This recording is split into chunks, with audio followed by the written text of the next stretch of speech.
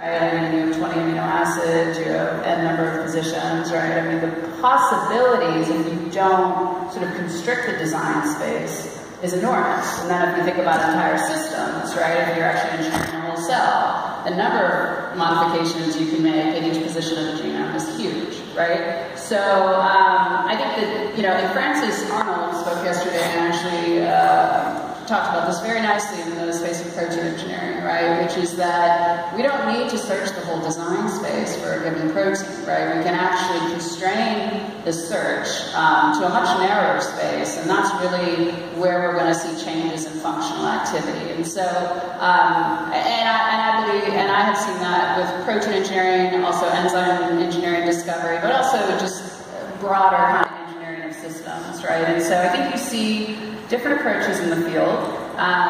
You still will see, not completely random, but fairly random kind of search of space. Of course, you're not searching the entire design space. You're just going to pick basically different positions across that design space, gather up as much data as your assay will allow, and then from there try to figure out where in the design space you should sort of focus your efforts.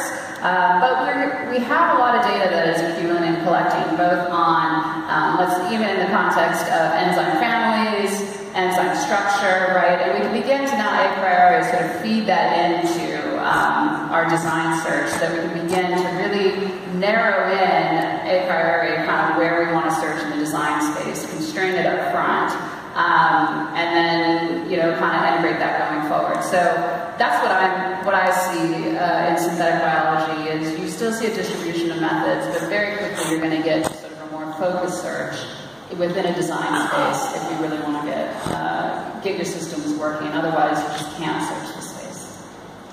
And you're up? Yes, so